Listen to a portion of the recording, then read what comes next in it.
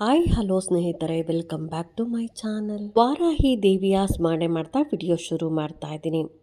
ನಾಳೆ ಅಷ್ಟಮಿ ಇದೆ, ಹಾಗಾಗಿ ವಾರಾಹಿ ದೇವಿಗೆ ಪೂಜೆ ಮಾಡೋ ಸಮಯದಲ್ಲಿ ಯಾವ ದೀಪಗಳನ್ನು ಹಚ್ಚಬೇಕು, ನಾನು ಪ್ರತಿದಿನವೂ ಒಂದೊಂದು ದೀಪ ತೋರಿಸ್ಕೊಡ್ತಾ ಇದ್ದೀನಿ. ಹಾಗಾಗಿ ಯಾವ ದೀಪವನ್ನು ಹಚ್ಚಬೇಕು, ಇನ್ನು 12 ಅಮ್ಮನ ನಾಮಗಳನ್ನು ಹೇಳ್ತಾ ನೀವು 11 ನಾಣ್ಯಗಳನ್ನು ತಗೊಂಡು ಕೆಂಪು ಬಟ್ಟೆಯಲ್ಲಿ ಕಟ್ಟಿ ಮನೆಯ ಯಾವ ಜಾಗದಲ್ಲಿ ಇಡೋದ್ರಿಂದ ನಮ್ಮ ಕೋರಿಕೆಗಳು, ನಮ್ಮ ಆಸೆಗಳು ಅನ್ನೋದು ಅತಿ ಶೀಘ್ರವಾಗಿ ಆಗುತ್ತೆ. ಎಷ್ಟೇ ಕಷ್ಟ ಇದ್ದರೂ ಕೂಡ ಅಮ್ಮ ಈ ರೀತಿಯಾಗಿ ಮಾಡೋದ್ರಿಂದ, ಅದರಲ್ಲೂ ಅಮ್ಮನ ಮಂತ್ರಗಳು ತುಂಬಾ ಪವರ್ಫುಲ್ ಆಗಿರುತ್ತೆ. ಅದರಲ್ಲೂ ನಮಗೆ ಅಷ್ಟಮಿ ಆಗ್ಬೋದು, ಅಮಾವಾಸ್ಯೆ ಹುಣ್ಣಿಮೆ ದಿನಗಳಾಗ್ಬೋದು, ಪಂಚಮಿ ದಿನಗಳಲ್ಲಿ ಅಮ್ಮನಿಗೆ ತುಂಬಾ ಶಕ್ತಿ ಇರುತ್ತೆ. ಈ ರೀತಿಯಾಗಿ ಅಮ್ಮನ ಮಂತ್ರಗಳನ್ನು ಹೇಳ್ಕೊಂಡು ಈ ರೀತಿಯ ರೆಮಿಡಿಗಳನ್ನು ಮಾಡೋದ್ರಿಂದ ನಿಮ್ಮ ಕೆಲಸಗಳೆಲ್ಲ ಅತಿ ಶೀಘ್ರವಾಗಿ ಪೂರ್ಣ ಆಗುತ್ತೆ, ನಿಮ್ಮ ಕಷ್ಟಗಳು ಕಳೆಯುತ್ತೆ ಅಂತಲೇ ಹೇಳ್ಬೋದು. ಇನ್ನು ಅಷ್ಟಮಿ ತಿಥಿ ಎಷ್ಟು ಗಂಟೆಗೆ ಪ್ರಾರಂಭ ಆಗುತ್ತೆ, ಹಾಗೆಯೇ ಎಷ್ಟು ಗಂಟೆಗೆ ಮುಕ್ತಾಯ ಆಗುತ್ತೆ ಅನ್ನೋದಾದರೆ, ಜುಲೈ 21ನೇ ತಾರೀಕು ಅಂದರೆ ನಾಳೆ ಮಂಗಳವಾರ ಅಷ್ಟಮಿ ತಿಥಿ, ಶುಕ್ಲ ಪಕ್ಷದ ಅಷ್ಟಮಿ ತಿಥಿ ಬೆಳಗ್ಗೆ 4:03 ಅಂದರೆ ಬೆಳಗಿನ ಜಾವನೇ 4:03 ಪ್ರಾರಂಭ ಆಗುತ್ತೆ. ಇನ್ನು 22ನೇ ತಾರೀಕು ಬುಧವಾರ ಬೆಳಗ್ಗೆನೇ 5:17 ಮುಕ್ತಾಯ ಆಗುತ್ತೆ. ಅದಕ್ಕೋಸ್ಕರ ನಾವು ನಾಳೆ ರಾತ್ರಿ ನಾವು ಅಮ್ಮನನ್ನು ಪೂಜೆ ಮಾಡ್ಕೊಬೇಕಾಗತ್ತೆ. ಇನ್ನು ಅಷ್ಟಮಿ ತಿಥಿಯ ಮಹತ್ವವನ್ನು ತಿಳ್ಕೊಳ್ಳೋದಾದರೆ, ನಮ್ಮ ಹಿಂದೂ ಧರ್ಮದಲ್ಲಿ ಅಷ್ಟಮಿ ಎಂದರೆ 8ನೆಯ ದಿನ. ಈ ದಿನವನ್ನು ಬಹಳ ಪವಿತ್ರವೆಂದೇ ಪರಿಗಣಿಸಲಾಗುತ್ತೆ.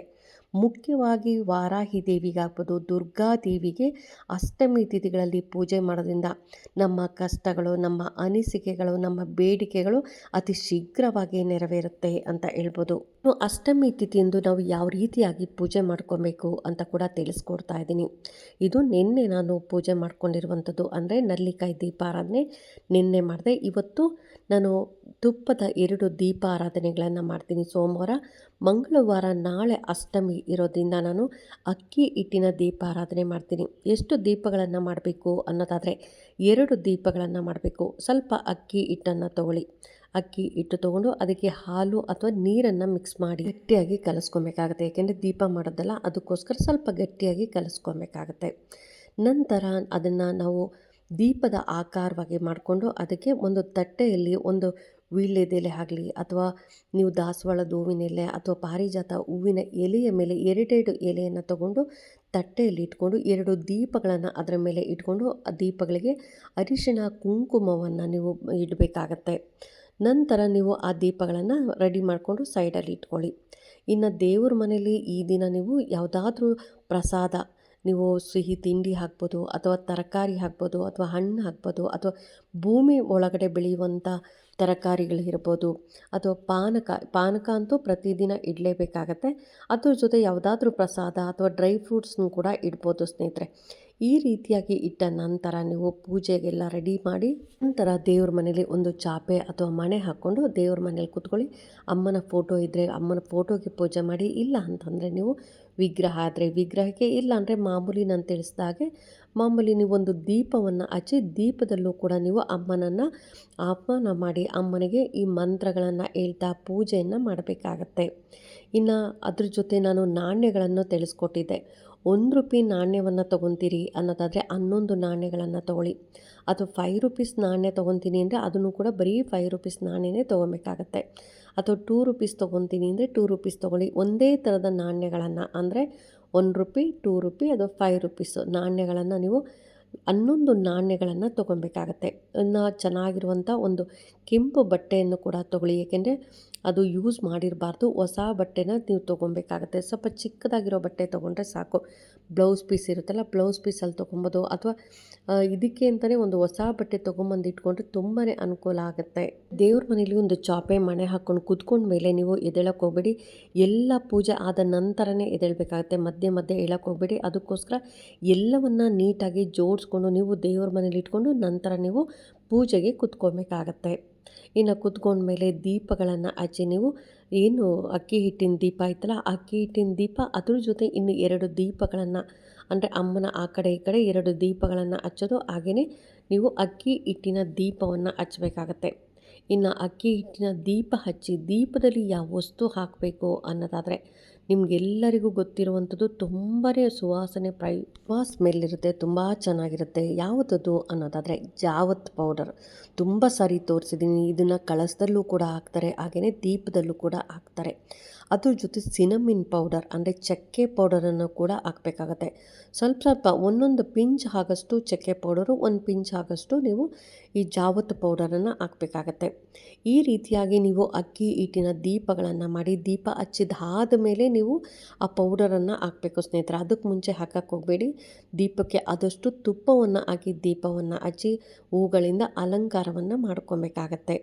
ಇನ್ನು 11 ನಾಣ್ಯಗಳನ್ನು ಏನು ಮಾಡಬೇಕು, ಯಾವ ಮಂತ್ರವನ್ನು ಹೇಳ್ಬೇಕು ಅಂತ ಕೂಡ ತಿಳಿಸ್ಕೊಡ್ತಾ ಇದ್ದೀನಿ. ಪೂಜೆ ಆದ ನಂತರ ಅಂದರೆ ನೀವು ದೀಪ ಹಚ್ಚಿ ಅಗರಬತ್ತಿಯಿಂದ ಎಲ್ಲ ಪೂಜೆ ಮಾಡಿ ನಂತರ ನೀವು 11 ನಾಣ್ಯಗಳನ್ನು ಮೊದಲೇ ಅರಿಶಿಣದ ನೀರಿನಲ್ಲಿ ತೊಳೆದಿಟ್ಕೊಂಡಿರ್ಬೇಕಾಗತ್ತೆ. ಏಕೆಂದರೆ ಎಷ್ಟೊಂದು ಜನ ಮುಟ್ಟಿರ್ತಾರಲ್ಲ, ಹಾಗಾಗಿ ಅರಿಶಿಣದ ನೀರಿನಂತೆ 11 ಕಾಯಿನನ್ನು ತೊಳೆದಿಟ್ಕೊಂಡು ನಂತರ ಒಂದು ಕೆಂಪು ಬಟ್ಟೆಯಲ್ಲಿ ತೊಗೊಂಡು ಆ ಕೆಂಪು ಬಟ್ಟೆಯಲ್ಲಿ ಒಂದೊಂದು ಮಂತ್ರಕ್ಕೆ ಒಂದೊಂದು ನಾಣ್ಯವನ್ನು ಇಡಬೇಕಾಗತ್ತೆ. ತಟ್ಟೆನೋ ಪ್ಲೇಟೋ ತೊಗೊಳ್ಳಿ, ಅದರ ಮೇಲೆ ಕೆಂಪು ಬಟ್ಟೆಯನ್ನು ಹಾಸಿ ನೀವು ಈ ನಾಣ್ಯಗಳೇನಿರುತ್ತಲ್ಲ 11 ನಾಣ್ಯಗಳನ್ನು ಅರಿಶಿಣದ ನೀರಿನಲ್ಲಿ ತೊಳ್ಕೊಂಡು ರೆಡಿ ಮಾಡ್ಕೊಬೇಕಾಗತ್ತೆ.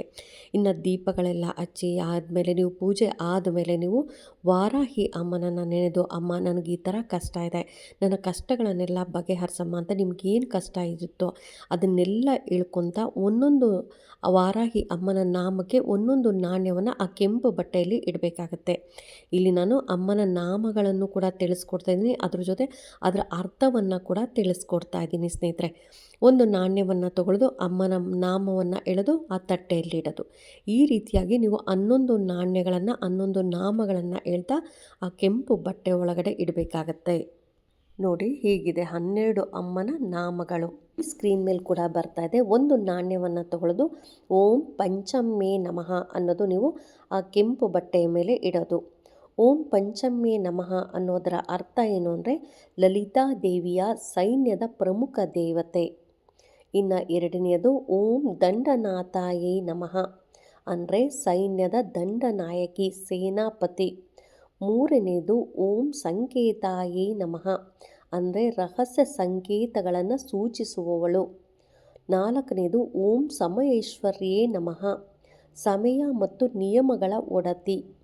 ಇನ್ನು ಐದನೇದು ಓಂ ಸಮಯ ಸಂಕೇತಾಯೇ ನಮಃ ಅಂದರೆ ಪೂಜಾ ವಿಧಾನದ ಗೂಢ ಅರ್ಥವನ್ನು ತಿಳಿಸುವವಳು. ಇನ್ನು ಆರನೇದು ಓಂ ವಾರಾಹೇ ನಮಃ, ಶ್ರೀ ವಿಷ್ಣುವಿನ ವರಹ ಅವತಾರವಾದ ದೈವಿಕ ಸ್ವರೂಪ. ಇನ್ನು ಏಳನೇದು ಓಂ ಪೋತ್ರಿನ್ನೇ ನಮಃ, ಹಂದಿಯ ಮುಖವನ್ನು ಹೊಂದಿರುವಳು. ಇದು ಭಕ್ತರನ್ನು ಸಂಸಾರ ಸಾಗರದಲ್ಲಿ ಮುಳುಗಡೆ ಮಾಡದೆ ರಕ್ಷಿಸುತ್ತದೆ. ಇನ್ನು ಓಂ ಶಿವಾಯೇ ನಮಃ, ಮಂಗಳಕರವಾದ ರೂಪ. ಇನ್ನು 9ನೇದು ವಾರ್ತಾಳೇ ನಮಃ, ಮಾತಿನ ಶಕ್ತಿಯನ್ನು ನೀಡುವವಳು. ಇನ್ನು 10ನೇದು ಓಂ ಮಹಾಸೇನಾಯೇ ನಮಃ, ದೊಡ್ಡ ಸೈನ್ಯದ ನಾಯಕಿ. ಇನ್ನು 11ನೇದು ಓಂ ಆಜ್ಞಾಚಕ್ರೇಶ್ವರ್ಯೇ ನಮಃ, ಆಜ್ಞಾಚಕ್ರದ ಅಧಿದೇವತೆ. ಇನ್ನು 12ನೇದು ಓಂ ಅರಾಜ್ಞೇ ನಮಃ ಅಂದರೆ ನಮ್ಮ ಶತ್ರುಗಳನ್ನು ನಾಶ ಮಾಡುವವಳು ಎನ್ನುವುದರ ಅರ್ಥ. ವಾರಾಹಿ ಅಮ್ಮನ 12 ನಾಮಗಳನ್ನು ಹೇಳ್ತಾ ನೀವು 12 ನಾಣ್ಯಗಳನ್ನು ಆ ಕೆಂಪು ಬಟ್ಟೆಯಲ್ಲಿ ಇಡಬೇಕಾಗತ್ತೆ. ನಂತರ ಆ ನಾಣ್ಯಗಳ ಮೇಲೆ ಸ್ವಲ್ಪ ಅರಿಶಿನ ಹಾಗೆಯೇ ಕುಂಕುಮವನ್ನು ಹಾಕಬೇಕು. ಮತ್ತು ಒಂದು ಹೂವನ್ನು ಇಟ್ಟು ಅದಕ್ಕೂ ಕೂಡ ಪೂಜೆಯನ್ನು ಮಾಡಬೇಕಾಗತ್ತೆ. ಅಗರಬತ್ತಿ ಕರ್ಪೂರದಿಂದ ಪೂಜೆಯನ್ನು ಮಾಡಬೇಕು. ನಂತರ ನೀವು ಒಂದು 10 ನಿಮಿಷ ಬಿಟ್ಟು ಆ ಏನು ನಾಣ್ಯಗಳಿರುತ್ತಲ್ಲ ಅದು ಪೂಜೆ ಎಲ್ಲ ಆದ ನಂತರ ಅದನ್ನು ಗಂಟು ಕಟ್ಟಬೇಕಾಗತ್ತೆ ಸ್ನೇಹಿತರೆ. ಗಂಟು ಕಟ್ಟಿ ನೀವು ಹಾಗೆಯೇ ದೇವ್ರ ಮನೆಯಲ್ಲೇ ಇಟ್ಬಿಡಿ. ಅಂತಂದರೆ ನೀವು ರಾತ್ರಿ ಇನ್ನೇನು ಸಾಯಂಕಾಲ ಅಂದರೆ ಒಂದು 6:30ಯಿಂದ 8:30 ಒಳಗಡೆ ನೀವು ಪೂಜೆಯನ್ನು ಮಾಡ್ಕೊತೀರ. ರಾತ್ರಿ ಮಲಗೋ ಸಮಯದಲ್ಲಿ ಆ ಗಂಟನ್ನು ತೊಗೊಂಡೋಗಿ ನಿಮ್ಮ ಕ್ಯಾಶ್ ಬಾಕ್ಸಲ್ಲಿ ಇಡಬೇಕಾಗತ್ತೆ. ನಿಮ್ಮ ಕ್ಯಾಶ್ ಬಾಕ್ಸಲ್ಲಿ ಇಡಬೇಕನ್ನೋ ನಿಮ್ಮ ಆಸೆ ಏನು, ನಿಮ್ಮ ಕೋರಿಕೆ ಏನು ಹೇಳ್ಕೊತ ನೀವು ಆ ಗಂಟನ್ನು ನೀವು ನೀವು ಕ್ಯಾಶ್ ಬಾಕ್ಸಲ್ಲಿ ಇಡೋದ್ರಿಂದ ನಿಮ್ಮ ಕೋರಿಕೆ ಏನು ಹಣದ ಸಮಸ್ಯೆ ಇತ್ತು, ಯಾರೋ ದುಡ್ಡು ಕೊಡಬೇಕಿತ್ತು, ಅಥವಾ ನೀವೇನೋ ತೊಗೊಬೇಕಿತ್ತು, ಅಥವಾ ಮಕ್ಕಳ ಎಜುಕೇಷನ್ ಏನೇ ಕಷ್ಟ ಇದ್ದರೂ ಕೂಡ ಪರಿಹಾರ ಆಗುತ್ತೆ ಸ್ನೇಹಿತರೆ. ಅದನ್ನು ಎಷ್ಟು ದಿನ ಇಡಬೇಕು ಅಂದರೆ ಎಷ್ಟು ದಿನ ಅಂತೇನೂ ಇಲ್ಲ, ಅಲ್ಲೇ ಇರಲಿ, ಏನೂ ಆಗಲ್ಲ ಸ್ನೇಹಿತರೆ. ಏಕೆಂದರೆ ಬರೀ ನಾಣ್ಯಗಳಿರುತ್ತಲ್ಲ, ಏನೂ ಆಗಲ್ಲ. ಇನ್ನು ದೀಪ ಹಚ್ಚೋಕ್ಕೆ ಆಗಲ್ಲ, ನಾನು ಹೊರಗಡೆ ಇದ್ದೀನಿ, ಪಿ ಜಿಲಿದ್ದೀನಿ, ಹಾಸ್ಟೆಲಲ್ಲಿದ್ದೀನಿ ಅಂದರೂ ಬರೀ ನೀವು ಮಂತ್ರವನ್ನು ಹೇಳ್ತಾ ಕೆಂಪು ಬಟ್ಟೆಯಲ್ಲೇ ಕಟ್ಟಿದ್ರೆ ಸಾಕು, ನಿಮ್ಮ ಕಷ್ಟಗಳ ಅನ್ನೋದು ಪರಿಹಾರ ಆಗುತ್ತೆ. ನಾಳೆ ಅಷ್ಟಮಿ ಇದೆ, ಅದರಲ್ಲೂ ಮಂಗಳವಾರ ಬಂದಿದೆ. ಅಕ್ಕಿ ಹಿಟ್ಟಿನ ದೀಪ ಹಚ್ಚಿ ದೀಪದಲ್ಲಿ ಈ 2 ವಸ್ತುಗಳನ್ನಾಕಿ ಅಮ್ಮನ ಮಂತ್ರವನ್ನು ಹೇಳ್ತಾ 12 ನಾಣ್ಯಗಳನ್ನು 12 ನಾಮಗಳನ್ನು ಹೇಳ್ತಾ ನೀವು ಪೂಜೆಯನ್ನು ಮಾಡಿ ನಿಮ್ಮ ಕ್ಯಾಶ್ ಬಾಕ್ಸಲ್ಲಿಡಿ, ನೀವು ಅಂದುಕೊಂಡ ಕೆಲಸ ಆಗುತ್ತೆ ಅಂತ ಹೇಳ್ತಾ ಈ ವಿಡಿಯೋ ಹೇಗನ್ನಿಸ್ತು ಅಂತ ಕಾಮೆಂಟ್ ಮಾಡಿ, ಲೈಕ್ ಮಾಡಿ, ಶೇರ್ ಮಾಡಿ. ಇನ್ನೂ ನನ್ನ ಚಾನಲ್ಗೆ ಯಾರೆಲ್ಲ ಸಬ್ಸ್ಕ್ರೈಬ್ ಮಾಡದೆ ಹಾಗೇ ನೋಡ್ತಾ ಇದ್ದರೆ ಎಲ್ಲರೂ ಸಬ್ಸ್ಕ್ರೈಬ್ ಮಾಡ್ಕೊಳ್ಳಿ. ಪಕ್ಕದಲ್ಲಿರುವಂಥ ಬೆಲ್ ಐಕನ್ ಪ್ರೆಸ್ ಮಾಡೋದ್ರಿಂದ ನಾನು ಹಾಕುವಂಥ ವೀಡಿಯೋಗಳು ಬೇಗ ಬಂದು ತಲುಪುತ್ತೆ. ಈ ವಿಡಿಯೋಗೆ ಒಂದು ಲೈಕ್ ಕೊಡೋದನ್ನು ಮಾತ್ರ ಮಿಸ್ ಮಾಡಿಬಿಡಿ, ಆದಷ್ಟು ಶೇರ್ ಮಾಡಿ ಅಂತ ಹೇಳ್ತಾ ಥ್ಯಾಂಕ್ ಯು.